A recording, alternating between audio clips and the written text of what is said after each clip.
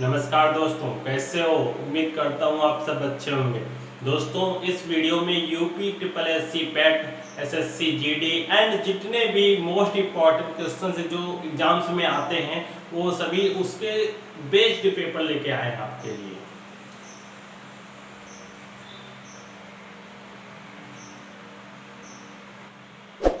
नमस्कार दोस्तों, कैसे हो। उम्मीद करता हूँ आप सब अच्छे होंगे। दोस्तों, इस वीडियो में मैं हिंदी के 5 क्वेश्चंस आपको कराऊंगा जो मोस्ट इम्पॉर्टेंट होते हैं एग्जाम्स के लिए। तो दोस्तों देखते हैं 5 क्वेश्चंस। तो दोस्तों अपना पहला क्वेश्चन है, फूल का पर्यायवाची नहीं है। क्या है? फूल का पर्यायवाची नहीं है। सुमन। ऑप्शन आपके पास 4 दिए हुए, कौन कौन से? ऑप्शन ए सुमन, बी पुष्प, सी तनुजा और डी कुसुम। तो दोस्तों सुमन, पुष्प, तनुजा, कुसुम 4 ऑप्शन दिए हुए हैं आपके। तो दोस्तों आपका फूल का पर्यायवाची नहीं है कौन सा? तनुजा। अगर फूल का पर्यायवाची तनुजा नहीं है तो किसका है ये बाद में बताएंगे, पहले आप समझ लेते हैं फूल का पर्यायवाची है कौन कौन से। तो दोस्तों सुमन, पुष्प, कुसुम। क्या? सुमन, पुष्प, कुसुम ये सब दोस्तों फूल का पर्यायवाची। किसके? फूल के पर्यायवाची। तनुजा किसका पर्यायवाची? दोस्तों तनुजा पुत्री। क्या? पुत्री का पर्यायवाची क्या होता है? तनुजा। पुत्री का पर्यायवाची क्या होता है? तनुजा। और सुमन, कुसुम, पुष्प, कुसुम, प्रसून ये सब दोस्तों किसके पर्यायवाची? फूल के पर्यायवाची हैं। तो दोस्तों अपना नेक्स्ट दूसरा क्वेश्चन देखते हैं। क्या है? सकल। सकल का अर्थ क्या होता है? दोस्तों पढ़ने में बिल्कुल आप लग रहा है प्रोनाउंसिएशन सेम है, बट इसके अर्थ अलग हैं दोनों के। सकल और सकल, एक में सा सपेरा वाला सा है और एक में सा सलजम वाला सा है। तो इसका दोस्तों अर्थ क्या होता है? तो दोस्तों ऑप्शन दिए हैं आपके पास 4। कौन? पहला ऑप्शन है कला और कृति। दूसरा ऑप्शन क्या है? सन और संवत। तीसरा ऑप्शन है संपूर्ण और अंश।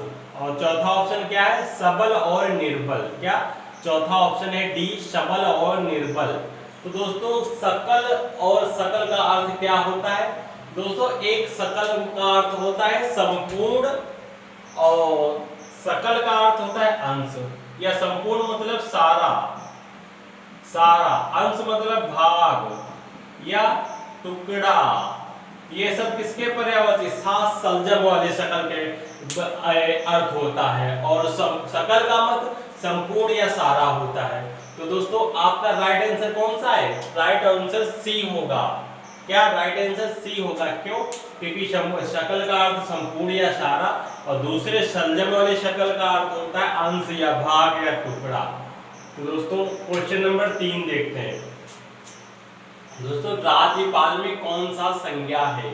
आपको पहचानना है राज्यपाल में कौन सा संज्ञा है। ऑप्शन है आपके पास व्यक्तिवाचक संज्ञा, जातिवाचक संज्ञा, भाववाचक संज्ञा, समूहवाचक संज्ञा।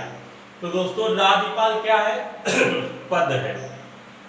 राज्यपाल क्या है? एक पद होता है। ये एक पद है राज्यपाल दोस्तों। और दोस्तों हमने बताया था आपको कि जाति, किसी पूरी जाति का बोध हो। राज्यपाल अगर आप बोल दें तो पूरे स्टेट के राज्यपाल, मतलब राज्यपाल मतलब सभी राज्यपाल है ना, तो मतलब पूरी जाति का बोध कराए। जो पूरी जाति का बोध कराए तो सिंपल है, वो क्या कहलाएगा? जातिवाचक संज्ञा हो। और दोस्तों इसके पहचानने की भी कुछ एग्जांपल्स होते हैं, जैसे संबंधियों के नाम, ये सब किसमें होते हैं? जातिवाचक संज्ञा। फिर व्यवसायों के नाम, पदों के नाम, और ये एक पद है। क्या? ये एक पद है। ये सब किसके हैं? ये सब जातिवाचक संज्ञा। पद, राज्यपाल पद है। और हमने बताया कि व्यवसायों, संबंधियों, पदों और पशु पक्षियों इन सब के नाम होते हैं, वो जब सब जातिवाचक संज्ञा के अंतर्गत आते हैं। तो दोस्तों आपका राइट आंसर तीसरे का बी होगा। क्या? राज्यपाल जातिवाचक संज्ञा है। ऑप्शन नंबर 4 है अर्थ के आधार पर शब्द कितने प्रकार के होते हैं? क्या दोस्तों? अर्थ के आधार पर, अर्थ के आधार पर शब्द कितने प्रकार के होते हैं? दोस्तों अर्थ के आधार पर कितने प्रकार के होते हैं? 4 प्रकार के होते हैं। कौन कौन से होते हैं? जैसे पर्यायवाची, पर्यायवाची, विलोम शब्द, फिर अनेकार्थी, फिर एकार्थी। क्या दोस्तों, कौन कौन से? अनेकार्थी शब्द, एकार्थी शब्द, पर्यायवाची शब्द, विलोम शब्द। तो दोस्तों अर्थ के आधार पर शब्द कितने प्रकार के होते हैं? 4 प्रकार के होते हैं। कौन कौन से? पर्यायवाची शब्द, विलोम शब्द, फिर अनेकार्थी शब्द, एकार्थी शब्द। तो दोस्तों अर्थ के आधार पर शब्द कितने प्रकार के होते हैं? 4 प्रकार के होते हैं। आपका राइट आंसर चौथे का कौन सा होगा? बी होगा। तो दोस्तों अगला क्वेश्चन है दीर्घ संधि।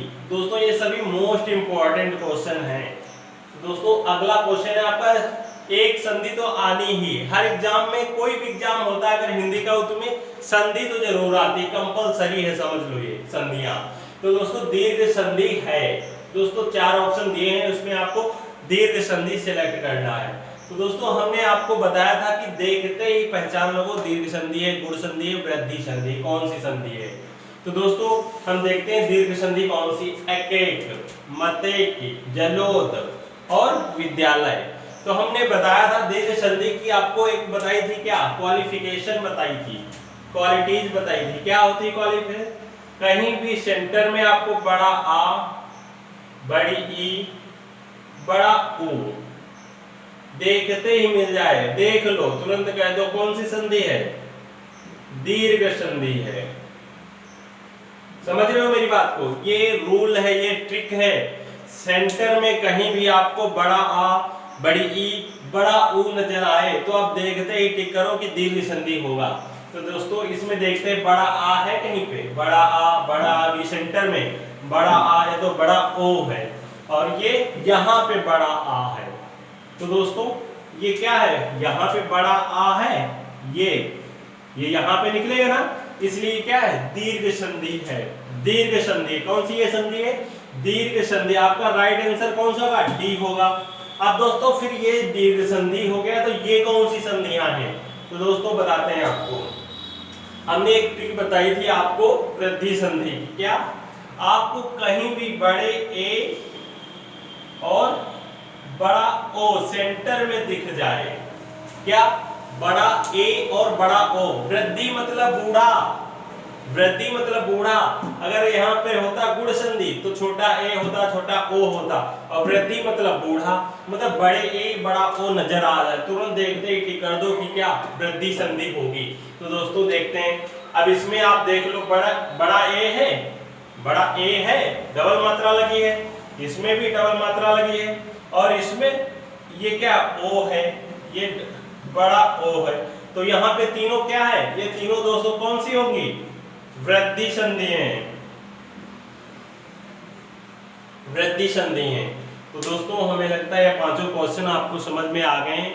तो दोस्तों मिलते हैं नेक्स्ट 5 क्वेश्चंस के साथ। दोस्तों मैं आपके सामने फिर से उपस्थित हूँ 5 क्वेश्चंस के साथ, जो दोस्तों कॉन्स्टिट्यूशन के हैं। तो दोस्तों देखते हैं 5 क्वेश्चंस को। दोस्तों अपना पहला क्वेश्चन है, समवर्ती सूची का विषय लिया गया है। क्या दोस्तों? समवर्ती सूची है, ये कहां से लिया गया है? तो दोस्तों ऑप्शन अपने पास है 4, कौन से? A Australia, B Ireland, C America और डी पाकिस्तान। तो दोस्तों मैं आपसे पहले ही बता देना चाहता हूं, पाकिस्तान एक ऐसा कंट्री है जिससे कभी कुछ भारत ने लिया नहीं है, बल्कि दिया है हर चीज, खाने पीने को, रहने को तक जगह दी है। लेकिन पाकिस्तान से कोई भी संविधान में ऐसी चीज नहीं ली गई जो पाकिस्तान से रिलेटेड हो। तो दोस्तों मतलब डी ऑप्शन आपका नहीं होगा। अब ऑप्शन है आपके पास 3, कौन कौन से?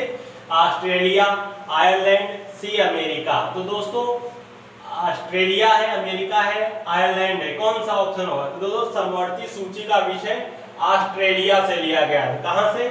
ऑस्ट्रेलिया से समवर्ती सूची का विषय लिया गया है। आपका राइट आंसर क्या होगा? ए।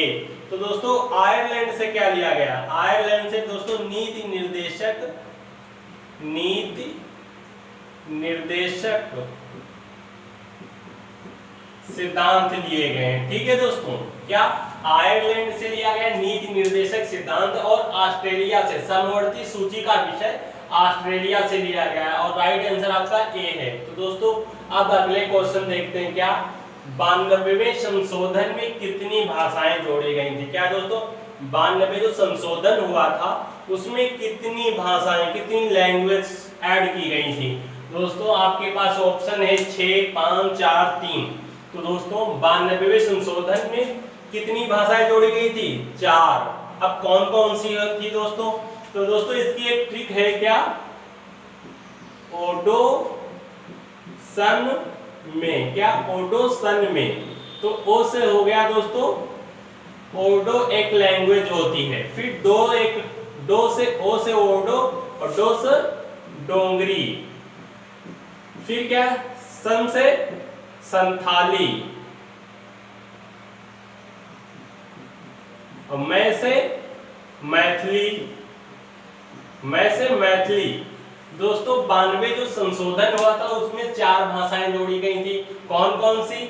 ओडोसन में ट्रिक है, ओ से ओडो और डो से डोगरी, सन से संथाली, मैं से मैथिली। जो 4 भाषाएं थी वो ये भाषाएं थी। और दोस्तों तो आपका राइट आंसर कौन सा होगा? सी होगा। क्यों? क्योंकि 92 संशोधन में 4 भाषाएं जोड़ी गई थी। तो दोस्तों अगला क्वेश्चन देखते हैं, क्वेश्चन नंबर 3। निम्न में से विशेष दर्जा प्राप्त राज्य नहीं है, क्या? निम्न में से विशेष दर्जा प्राप्त राज्य नहीं है। दोस्तों आपको ये सिलेक्ट करना है किसको विशेष राज्य जो है, जो कौन सा राज्य ऐसा है जिसको विशेष दर्जा कोई राज्य का नहीं प्राप्त होता, और इनमें कौन से 3 ऐसे राज्य हैं, स्टेट हैं जिनको विशेष राज्य या विशेष अधिकार प्राप्त है या विशेष सुविधाएं प्राप्त की गई हैं गवर्नमेंट द्वारा। तो दोस्तों पहला ऑप्शन अपना ए मिजोरम, बी सिक्किम, सी उत्तर प्रदेश, डी उत्तराखंड। तो दोस्तों आपको पता होगा ये कुछ अलग, इनको ऐसे स्टेट हैं कुछ जिनको ज्यादा सुविधाएं कहें या ज्यादा अधिकार प्राप्त किए गए हैं। अधिकार तो सभी के बराबर होते हैं पर सुविधाएं कुछ उनको ज्यादा दी जाती हैं, विशेष कुछ होता है उनके लिए। तो दोस्तों आपका ऑप्शन कौन सा होगा? विशेष दर्जा प्राप्त राज्य नहीं है। तो दोस्तों उत्तर प्रदेश जो है इसको विशेष राज्य का दर्जा प्राप्त नहीं हुआ है। और दोस्तों इस समय उत्तर प्रदेश के मुख्यमंत्री कौन है? माननीय श्री योगी आदित्यनाथ जी। कौन? योगी आदित्यनाथ जी। कौन है ये? उत्तर प्रदेश के नौ चीफ मिनिस्टर हैं। कौन है? Chief minister. तो दोस्तों आपका राइट आंसर 3 में कौन सा होगा? विशेष दर्जा प्राप्त राज्य नहीं है। ऑप्शन नंबर सी आपका राइट आंसर है। और दोस्तों उत्तर प्रदेश को कोई विशेष राज्य का दर्जा प्राप्त नहीं है। अब दोस्तों आपके पढ़ते हैं राज्य मिजोरम, सिक्किम, उत्तराखंड, इन तीनों स्टेट्स को विशेष दर्जा प्राप्त है राज्य का। तो दोस्तों अगला क्वेश्चन नंबर है 4। भारत होगा का भारत का राष्ट्रीय ग्रंथ है, क्या? भारत का राष्ट्रीय ग्रंथ है। तो दोस्तों भारत का राष्ट्रीय ग्रंथ क्या है? Quran, Ramayana, Gita, none of this, या इनमें से कोई नहीं। तो दोस्तों भारत का राष्ट्रीय ग्रंथ क्या है? गीता है। ऑप्शन नंबर सी आपका राइट आंसर होगा क्योंकि भारत का राष्ट्रीय ग्रंथ गीता है। अब दोस्तों क्वेश्चन नंबर 5 देखते हैं। पंचायती राज विषय है। दोस्तों क्वेश्चन है क्या? पंचायती राज जो है ये विषय है, किसका है? किसका है दोस्तों? केंद्र सूची, राज्य सूची, समवर्ती सूची, केंद्र व राज्य दोनों का। तो दोस्तों ये विषय किसका है? राज्य सूची का। पंचायती राज विषय है राज्य सूची का।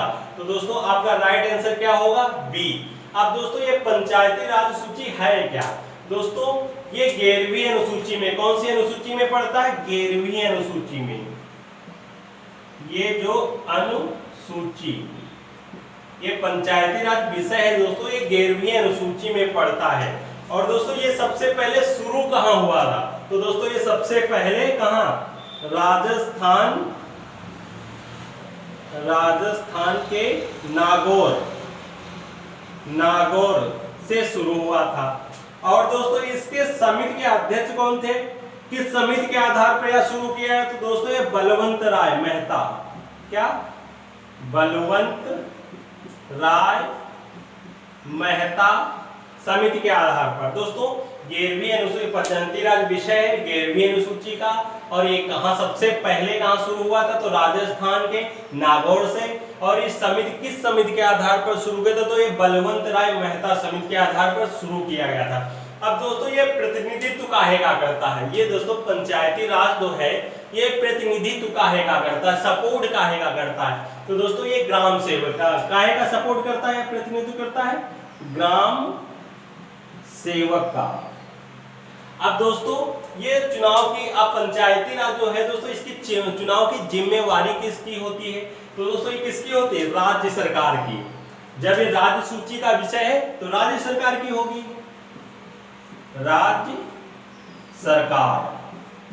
अब दोस्तों ये किस संशोधन, कौन से संशोधन में लिया गया था? ये तो 73 मतलब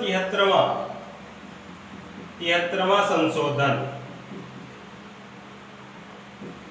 दोस्तों क्या है? पंचायती राज विषय है राज्य सूची का, और ये कौन सी अनुसूची में है? 11वीं अनुसूची में। और ये सबसे पहले पंचायती राज कहाँ शुरू हुआ था? राजस्थान के नागौर से। फिर क्या है, ये किस समिति के आधार पर शुरू किया गया था? तो ये बलवंत राय मेहता समिति थी। तो दोस्तों ये किस संशोधन में? 73वां संशोधन था। और ये पंचायती राज प्रतिनिधित्व करता है इसका, ग्राम सेवक का। अब ये इसके चुनाव, पंचायती राज के जो चुनाव होते हैं उसकी जिम्मेदारी किसको होती है? तो दोस्तों ये जिम्मेदारी राज्य सरकार की होती है। क्यों? क्योंकि ये राज्य सूची का विषय है, इसलिए ये किसकी जिम्मेदारी है? राज्य सरकार की। दोस्तों हमें लगता है 5 क्वेश्चंस भी आपको अच्छी तरीके से समझ में आ गए होंगे। तो दोस्तों मिलते हैं नेक्स्ट 5 क्वेश्चंस के साथ। तो दोस्तों मैं आपके सामने फिर से उपस्थित हूँ 5 क्वेश्चंस के साथ। तो दोस्तों आज के अपने क्वेश्चंस जो हैं ज्योग्राफी के हैं। तो दोस्तों देखते हैं अपना पहला क्वेश्चन। दोस्तों अपना पहला क्वेश्चन है, दिनार मुद्रा किस देश की है? क्या दिनार मुद्रा किस देश की है? तो दोस्तों ऑप्शन अपने पास दिए हैं 4। कौन कौन से? पहला ऑप्शन है कुवैत, दूसरा बी है बहरीन, तीसरा सी है लीबिया और डी है पाकिस्तान। तो दोस्तों दिनार मुद्रा किस देश की है? नहीं है दोस्तों। क्या क्वेश्चन में कह रहा है? दिनार मुद्रा दोस्तों किस देश की नहीं है, और किस देश की है मतलब नहीं है, किस देश में दिनार मुद्रा नहीं चलती है? तो दोस्तों पाकिस्तान जो है उसमें कौन क्या चलता है? उसमें रुपए चलता है। क्या इसमें पाकिस्तान में रुपया चलता है? भारत का पड़ोसी देश है और ज्यादातर भारत के जो पड़ोसी देश है उनमें रुपया ही चलता है, जैसे पाकिस्तान और नेपाल, भूटान, इनमें समय रुपया चलता है। अब दोस्तों दिनार मुद्रा फिर है किस देश की?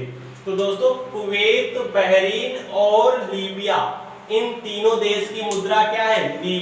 दिनार। क्या? कुवैत, बहरीन, लीबिया, इन तीनों देश की मुद्रा दिनार है और पाकिस्तान की मुद्रा रुपया है। तो दोस्तों आपका राइट आंसर क्या होगा? राइट आंसर आपका डी होगा। क्यों? क्योंकि पाकिस्तान की मुद्रा रुपया है, दिनार नहीं है, इसलिए राइट आंसर आपका डी है। तो दोस्तों अगला क्वेश्चन देखते हैं, माना दर्रा किस राज्य में स्थित है? क्या दोस्तों माना दर्रा है जो, ये किस राज्य में स्थित है? तो दोस्तों ऑप्शन अपने पास है 4। ए उत्तराखंड, बी उत्तर प्रदेश, सी हरियाणा और डी पंजाब। तो दोस्तों माना दर्रा किस राज्य में उपस्थित है? तो दोस्तों जैसा आपको पता है ज्यादातर नदियां जो हैं हिंदुस्तान में ये ज्यादातर उत्तराखंड में ही पाई जाती हैं। तो और दर्रा भी सबसे ज्यादा कहाँ है? उत्तराखंड में। तो दोस्तों अपना माना दर्रा किस राज्य में स्थित है? उत्तराखंड में। क्या माना दर्रा किस राज्य में स्थित है? उत्तराखंड में। तो दोस्तों आपका राइट आंसर बी होगा। क्यों? क्योंकि उत्तराखंड जो माना दर्रा है वो उत्तराखंड में स्थित है। तो दोस्तों अगला क्वेश्चन देखते हैं। क्वेश्चन नंबर 3 है, भाखड़ा नांगल परियोजना किस नदी पर स्थित है? क्या दोस्तों क्वेश्चन है, भाखड़ा नांगल एक परियोजना है या डैम है जो किस नदी पर स्थित है? तो दोस्तों ऑप्शन अपने पास है 4। ए रावी, बी गंडक, सी कोसी और डी सतलज। तो दोस्तों भाखड़ा नांगल परियोजना किस नदी पर स्थित है? सतलज नदी पर स्थित है। दोस्तों भाखड़ा नांगल परियोजना किस नदी पर स्थित है? सतलज नदी पर स्थित है। आपका राइट आंसर डी होगा। तो दोस्तों चलते हैं अगले क्वेश्चन नंबर 4 पे। नल सरोवर वन्य जीव अभयारण्य कहाँ स्थित है? क्या नल सरोवर? दोस्तों नल सरोवर वन्य जीव अभयारण्य कहाँ स्थित है? तो दोस्तों ऑप्शन अपने पास है 4। राजस्थान, उत्तराखंड, गुजरात, उत्तर प्रदेश। कहाँ स्थित है दोस्तों नल सरोवर वन्य जीव अभयारण्य? कहाँ? गुजरात में स्थित है। कहाँ? गुजरात में, मोदी के स्टेट में। यहाँ पहले मोदी जी मुख्यमंत्री हुआ करते थे, वहीं नल सरोवर वन्य जीव अभयारण्य स्थित है। तो दोस्तों आपका राइट आंसर कौन सा है? सी। कौन सा? सी। क्योंकि वन्य जीव अभयारण्य जो है ये नल सरोवर ये गुजरात में स्थित है। तो दोस्तों अगला क्वेश्चन है अपना 5 नंबर, इंदिरा गांधी हवाई अड्डा कहाँ स्थित है? क्या इंदिरा गांधी हवाई अड्डा कहाँ स्थित है? बेंगलुरु, हिमाचल प्रदेश, दिल्ली, मुंबई। तो दोस्तों इंदिरा गांधी हवाई अड्डा दिल्ली में स्थित है। कहाँ स्थित है? दिल्ली में। तो दोस्तों आपका राइट आंसर क्या होगा? सी होगा, क्योंकि इंदिरा गांधी हवाई अड्डा दिल्ली में स्थित है। तो दोस्तों आपको क्वेश्चंस कैसे लगे तो प्लीज कमेंट बॉक्स में कमेंट करिएगा। दोस्तों मिलते हैं नेक्स्ट 5 क्वेश्चन के साथ। दोस्तों मैं फिर से आपके सामने उपस्थित हूँ हिस्ट्री के 5 क्वेश्चंस के साथ। तो दोस्तों देखते हैं अपना पहला क्वेश्चन कौन सा है। खिलजी वंश का शासक कौन था? क्या खिलजी वंश का शासक कौन था? तो दोस्तों ऑप्शन आपके पास है 4, बहलोल लोदी, खिज्र खां, जलालुद्दीन फिरोज खिलजी, चंद्रगुप्त मौर्य। तो दोस्तों खिलजी वंश का शासक कौन था? मतलब जिसके लास्ट में खिलजी लिखा हो, सरनेम खिलजी होगा। वंश का मतलब अगर किसी का भी शासक है तो केवल खिलजी वंश की बात हो गई, लेकिन अगर किसी भी शासक वंश का शासक पूछा जाए तो परहैप्स उसके लास्ट जैसे खिलजी है, यहाँ खिलजी वंश का शासक पूछ रहा तो मतलब किसी जो नेम होगा उसके लास्ट में खिलजी होगा, सरनेम उसका खिलजी होगा। तो यहाँ पर क्या है, किसी को भी पहचानने की यहाँ तो 4 ऑप्शन दिए हैं, बहुत से ज्यादा शासक हैं, उनके वंश का संस्थापक का नाम पूछा जाता है एग्जाम में। तो कैसे पहचानेंगे खिलजी वंश का संस्थापक कौन था? तो यहाँ पे देखते हैं खिलजी और कहीं है? नहीं है, केवल यहाँ पर ही है। क्या? यहाँ पर ही। तो मतलब खिलजी वंश का संस्थापक कौन था? जलालुद्दीन फिरोज खिलजी। क्या? जलालुद्दीन फिरोज खिलजी खिलजी वंश का संस्थापक था। और दोस्तों कुछ ऐसे भी होते हैं जिसका संस्थापक सरनाम के हिसाब से संस्थापक नहीं होते हैं, लेकिन ऑलमोस्ट ज्यादातर कि सरनेम जो होगा वही उस वंश का संस्थापक होगा। तो दोस्तों खिलजी वंश का संस्थापक कौन था? जलालुद्दीन फिरोज खिलजी। आपका राइट आंसर कौन सा होगा? सी। क्यों? क्योंकि खिलजी वंश का संस्थापक जलालुद्दीन फिरोज खिलजी था। तो दोस्तों अब ऑप्शन आते हैं 4। आपके पास पहला ऑप्शन बहलोल लोदी। इस वंश बहलोल लोदी वंश का संस्थापक कौन था? तो इस बहलोल लोदी किस वंश का संस्थापक था? लोदी वंश का होगा। क्या? लोदी वंश। फिर क्या है? खिज्र खां। जैसा हमने बताया आपको कि कुछ ऐसे भी होते हैं जिनका सरनेम या उनका सरनेम के हिसाब से उनका वंश नहीं चलता है। तो दोस्तों खिज्र खां किस वंश का संस्थापक था? ये सैयद वंश का, सैयद वंश का। फिर है जलालुद्दीन फिरोज खिलजी, ये तो खिलजी वंश का संस्थापक था। फिर था चंद्रगुप्त मौर्य, ये किस वंश का संस्थापक था? तो दोस्तों ये मौर्य वंश का संस्थापक कौन था? चंद्रगुप्त मौर्य। क्या? चंद्रगुप्त मौर्य मौर्य वंश के संस्थापक थे। जलालुद्दीन फिरोज खिलजी खिलजी वंश के संस्थापक थे। खिज्र खां सैयद वंश के संस्थापक थे।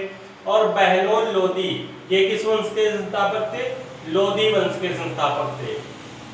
तो दोस्तों अगला क्वेश्चन है अपना शंकराचार्य द्वारा स्थापित धामों की संख्या। दोस्तों शंकराचार्य जो थे उनके द्वारा कितने धाम स्थापित किए थे, उन धामों की संख्या आपको बताना है। तो दोस्तों कितने धाम स्थापित किए गए थे? 4। अब कौन कौन से थे दोस्तों? तो दोस्तों इनके चारों धाम थे। एक था पहले बद्री धाम। क्या? बद्री धाम। फिर द्वारिका, लिख के ही बता देते हैं, बद्री धाम। फिर द्वारिका एक धाम था। फिर पुरी धाम, पुरी धाम। फिर श्रृंगेरी। मतलब शंकराचार्य द्वारा स्थापित धामों की संख्या 4 थी। और कौन कौन से? बद्री धाम, द्वारिका, पुरी धाम, श्रृंगेरी। और दोस्तों ये शंकराचार्य द्वारा स्थापित धामों की संख्या 4 होगी, तो आपका राइट आंसर का क्या होगा? ऑप्शन नंबर बी आपका राइट आंसर होगा। तो दोस्तों अगला क्वेश्चन देखते हैं। अमेरिका ने जापान पर परमाणु बम अगस्त 1945 में गिराया था। दोस्तों आपको डेट बतानी है, कौन सी वो तारीखें थी जब अमेरिका ने जापान पे परमाणु बम से अटैक किया था। वो दोस्तों कौन कौन सी आपके पास ऑप्शन है? 4। पहला ऑप्शन है 6 और 12 अगस्त, बी ऑप्शन है 6 और 7 डेट्स, और सी है 6 और 8, और डी है 6 और 9। तो दोस्तों अमेरिका ने जापान पर, क्या अमेरिका ने जापान पर परमाणु बम बरसाए थे? कौन से? अगस्त महीना था, 1945 था। अब डेट आपको बतानी, 6 अगस्त था, 7 अगस्त, 6 और 7 अगस्त, 6 और 12, मतलब 6 आपका जो है ये एक 6 तो अगस्त क्लियर है कि 6 अगस्त को एक बार बरसाया था, और दूसरा नहीं पता है आपको तो कौन सा होगा कि 6 7 होगा, 8 होगा, 9 अगस्त कौन से। तो दूसरा, अमेरिका ने जापान पर परमाणु बम अगस्त 1945 में गिराया था। कौन? 6 और 9 अगस्त को। कब? 6 और 9 अगस्त को अमेरिका ने जापान पर परमाणु बम गिराए थे। कब गिराए थे? 6 और कहां गिराए थे? हिरोशिमा और नागासाकी। हिरोशिमा और नागासाकी। तो दोस्तों अमेरिका ने जापान पर परमाणु बम 6 अगस्त और 9 अगस्त को 1945 में गिराया था। और कहां? हिरोशिमा और नागासाकी में। तो दोस्तों अगला क्वेश्चन है आपका, राइट आंसर इसमें क्या हो गया? डी। क्या? डी है आपका राइट आंसर। अब दोस्तों अगला क्वेश्चन देखते हैं। क्वेश्चन नंबर 4 है, हड़प्पा के उत्खनन करता है। क्या दोस्तों? हड़प्पा सभ्यता थी, उसके उत्खनन करता कौन थे?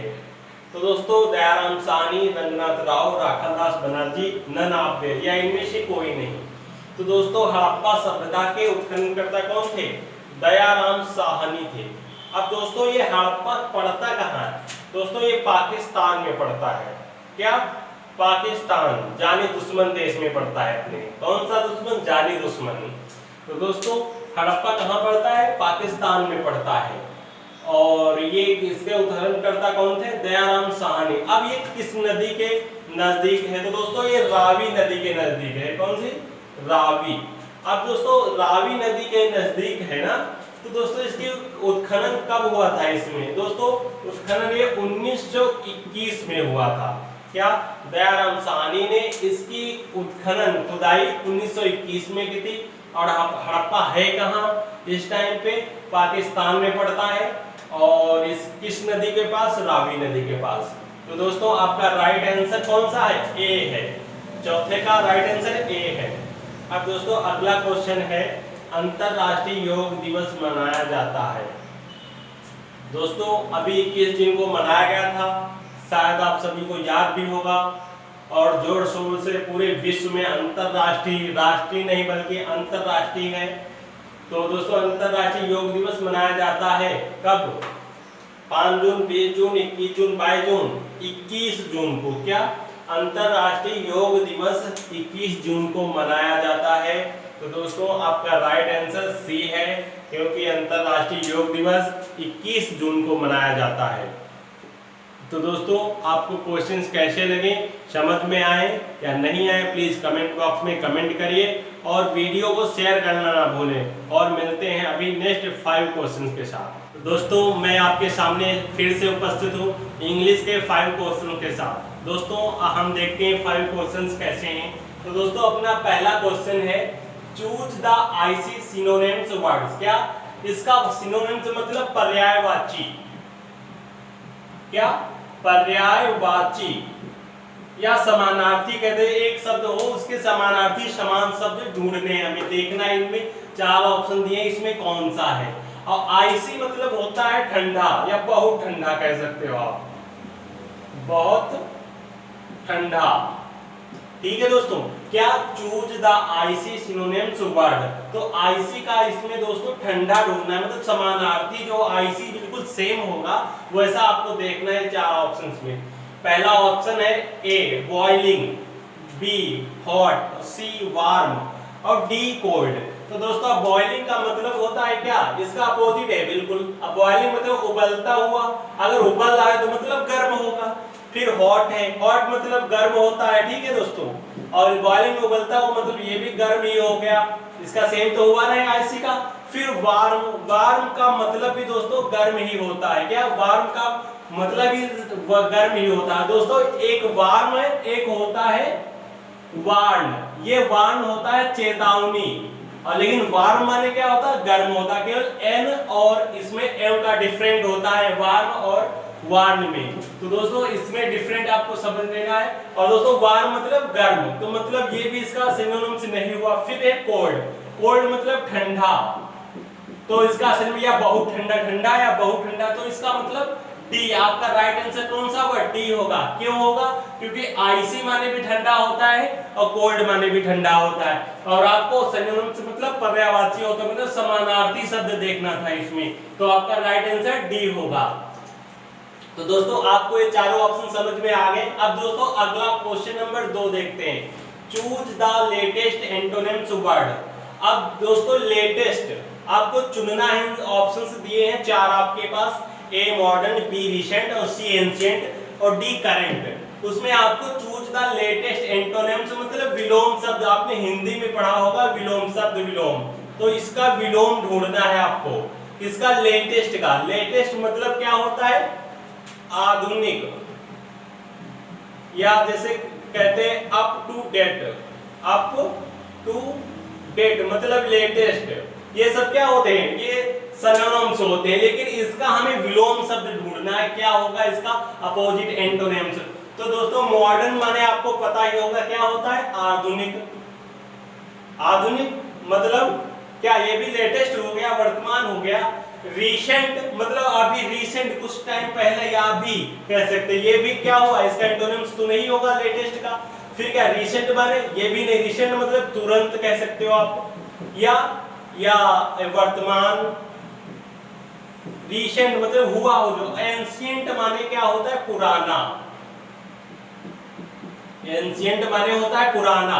क्या, एंशिएंट माने पुराना होता है, और लेटेस्ट माने नया होता है या नवीनतम होता है। लेटेस्ट माने आप हिंदी में लिख सकते हैं इसे नवीनतम। क्या, नवीनतम। और एंशिएंट माने पुराना, तो नवीनतम क्या हो गया, पुरानतम हो जाए। एंशिएंट माने पुराना या पुरानतम।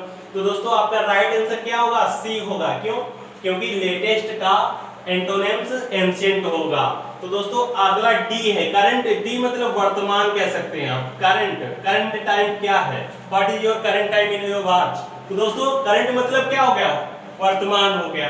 तो दोस्तों आपका दूसरे का राइट आंसर क्या होगा, सी होगा।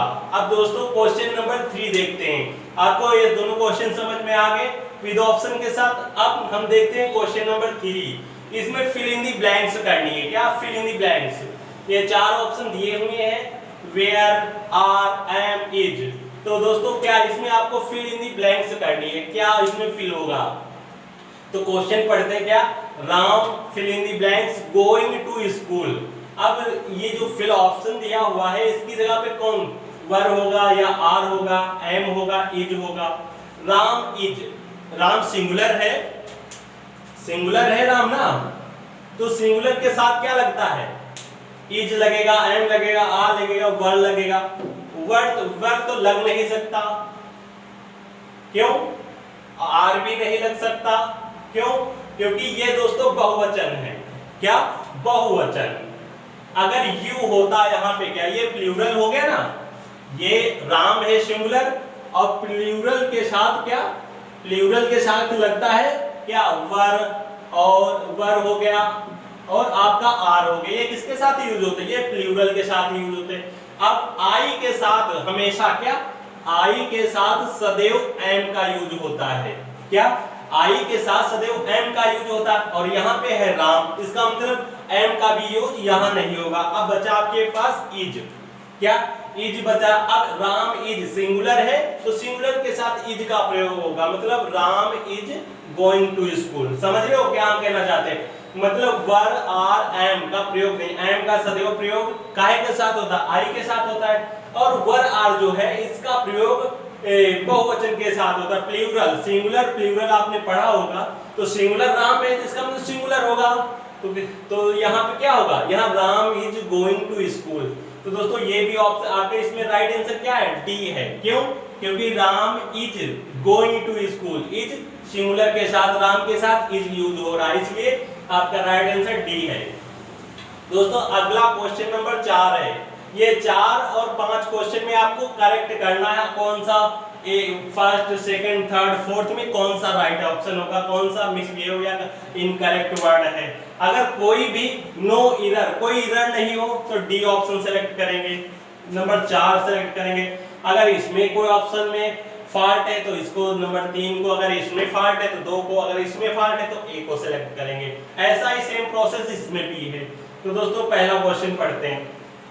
पहला क्वेश्चन है they walked besides each other in silence, no error. क्या दे वॉक्ड, दे मतलब पता होगा आपको क्या होता है वे, दे मतलब वे। अब वॉक्ड पास्ट इंडेफिनिट टेंस में, वॉक्ड मतलब चले, दे वे चले, बिसाइड्स माने अतिरिक्त तो हो नहीं सकता, ईच अदर मतलब एक दूसरे, ईच अदर मतलब एक दूसरे, इन साइलेंट मतलब चुपचाप, चुपचाप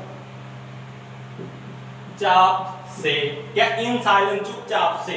और बिसाइड्स माने बगल में, या बिसाइड्स माने होता है अतिरिक्त, और एक बिसाइड होता है दोस्तों, क्या बिसाइड्स माने होता है अतिरिक्त, इधर लिखते हैं बिसाइड्स माने होता है अतिरिक्त या अलावा भी कह सकते हैं, इसके अलावा। फिर बिसाइड होता है क्या, बिसाइड, बिसाइड माने होता है बगल में या पास में, क्या बगल में या पास में। तो बिसाइड्स माने हो गया अतिरिक्त या बगल में, नहीं बिसाइड माने हो गया अतिरिक्त या इसके अलावा, और बिसाइड माने हो गया बगल में या पास में। और ईच अदर मतलब एक साथ होगा, क्यों एक दूसरे के अतिरिक्त तो नहीं होगा, क्योंकि दे वॉक्ड वे एक साथ, वे चुपचाप एक साथ चले का आपका हिंदी में क्या होगा, तो दे वॉक्ड बिसाइड मतलब बिसाइड के जगह पर क्या यूज किया जाएगा, बिसाइड।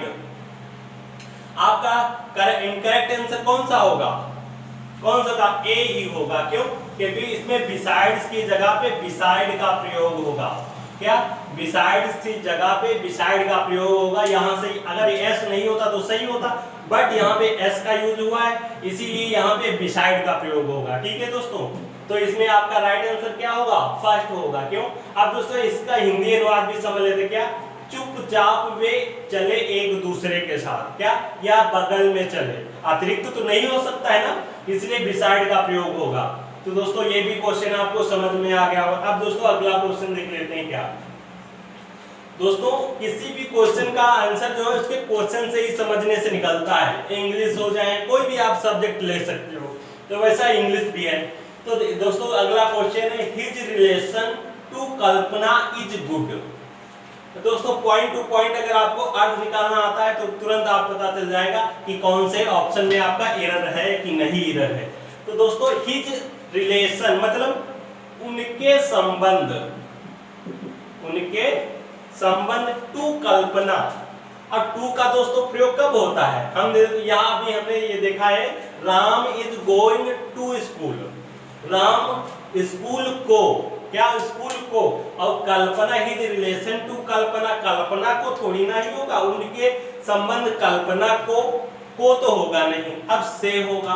तो से के लिए ये मतलब आपका फॉल्ट इसी में है, क्या टू कल्पना, ऑप्शन बी है जो फॉल्ट इसी में है। क्यों, क्योंकि टू तो जैसे Ram is going to school मतलब को, राम हिज रिलेशन उसके संबंध को कल्पना अच्छे हैं, ऐसा तो हो नहीं सकता। क्यों, लेकिन ये जरूर होता उनके संबंध कल्पना के साथ अच्छे हैं या कल्पना से अच्छे हैं। तो विद के इसके और उनके साथ या साथ के लिए क्या यूज करते हैं, विद का प्रयोग करते हैं, क्या विद का प्रयोग करते हैं। तो मतलब हिज रिलेशन, क्या इसका राइट क्या हो जाएगा, हिज रिलेशन